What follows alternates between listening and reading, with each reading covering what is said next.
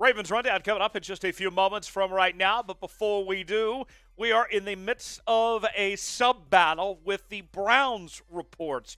Now, I've been told that Matthew Peterson, the host of the Browns Report, he's a fraud. He is in charge of the dog pound, and yet he hates puppies. So we got to catch up to Matt Peterson and the Browns Report and beat them in subs. So subscribe now if you have not subscribed already. And if you've already subscribed, make sure your friends subscribe as well. YouTube.com/RavensTV. That's YouTube.com/RavensTV. And turn those notifications on as well. And we'll get started with today's show.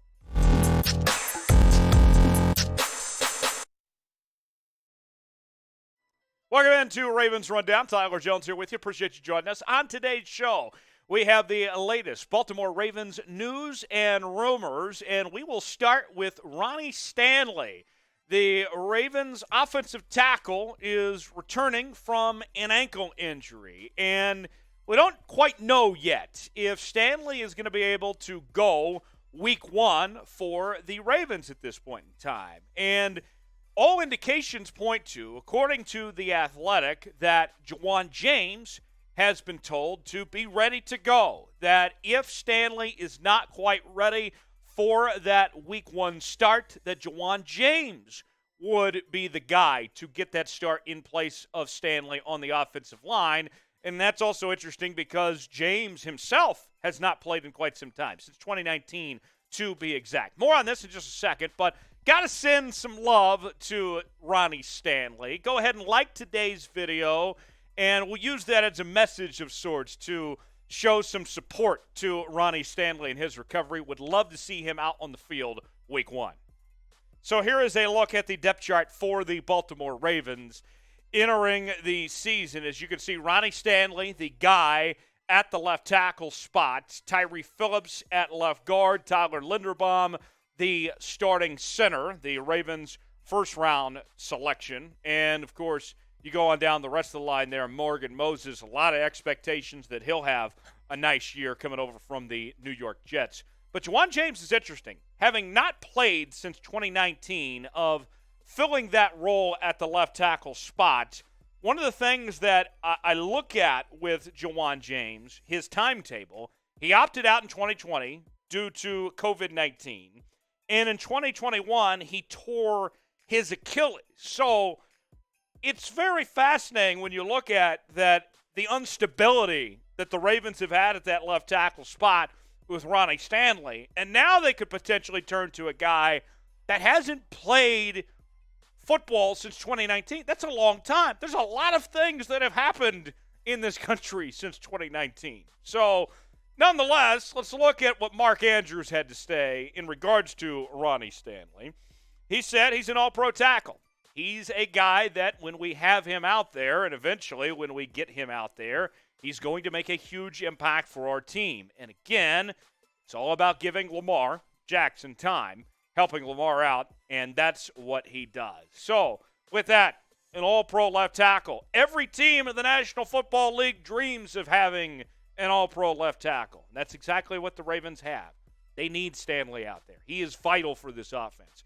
And this offense, folks, you know it. It is way different than any other offense in the NFL with the dependence on running the football. More on J.K. Dobbins in a moment, by the way. Whether it's Dobbins, Lamar Jackson, Gus Edwards and company, this team is going to run the football a whole lot, and you got to have a great run-blocking offensive line in order to do that. So, Stanley, very, very important for this Ravens team. So, how many games do you think that Stanley will play this season? This is our pinned comment today. You're about to get an ad break. Take advantage of it. Put a number on it. Remember, we play 17 games in the regular season now. So, tell me, what is the number of games that we will see Stanley play this season? Put a number on it in the comments section. Let me know one way or the other. Let's talk about J.K. Dobbins now. Bleacher Report put out an article this week, and they say that they expect Dobbins to be the next star running back in the National Football League. And I got to tell you, I am all in on this as well. 100% agree. Let's see what Bleacher Report said. A year ago, plenty of articles like this pegged J.K. Dobbins of the Baltimore Ravens as the next big thing at running back.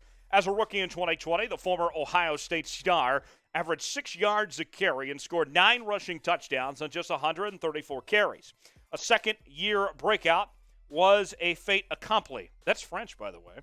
If the trade that sent wide receiver Marquise Brown to Arizona is any indication, the Ravens are headed back to their run-heavy ways in 2022, with a healthy Dobbins likely to lead the team in carries. That big season so many saw coming, maybe just a year late. So, fantasy owners, get J.K. Dobbins while you can, because he is going to have a big year.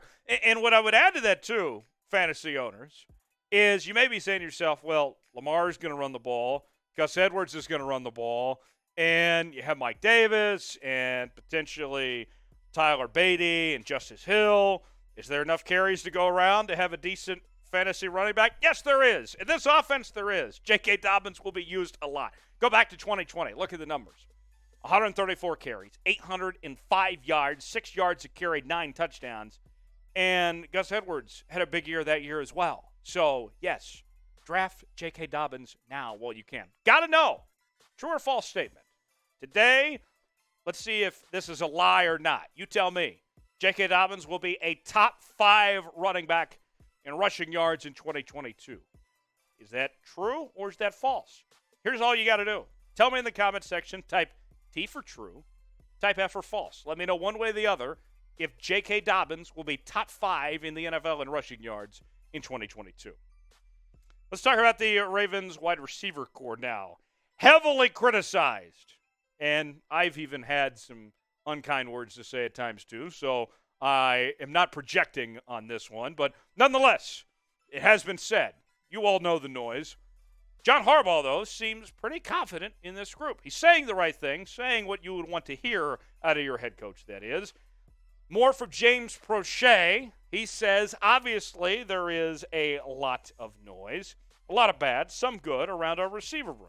We just want to quiet the noise with our play and how we carry ourselves every day. You most definitely pay attention to it, whether you want to or not. As a competitor, it does put a chip on your shoulder because you just want to prove the doubters wrong.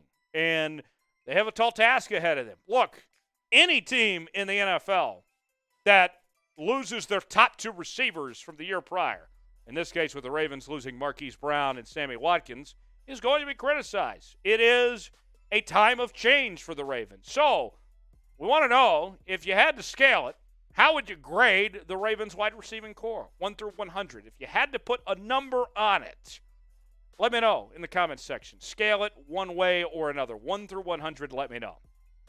So here is a look at that Ravens wide receiving core. Rashad Bateman expected to be the number 1 wide receiver. Devin Duvernay, the number 2, with James Prochet at 3 and Tylan Wallace at number 4. I've said it before. I'll say it again. Tylan Wallace, for me, is the X factor in all this. I think he very well, if he's healthy, can work his way up to be that number 2 receiver, that he has the most potential, I think, of this receiving group, besides Rashad Bateman, obviously. Of that next group, the guys that have the biggest chance to take another step forward, for me, it's Tylan Wallace. These wide receivers have a chip on their shoulder. And you hope that they use that to their advantage, right? That they use it as motivation of some sorts. That's what you want to see when a team like this Ravens wide receiver group has this going for them. You want to see them play with an edge, and I think they will do that. So, with that said, we got to go. But before we do, if you made it to the end of today's video, first off, thank you.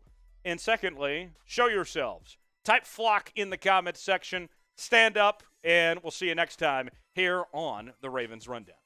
Subscribe now before it is too late, because we want to make sure that you are an OG subscriber to this channel. We are growing, producing content each and every day. We'll do more content if you subscribe. So go ahead and subscribe now, youtube.com/RavensTV.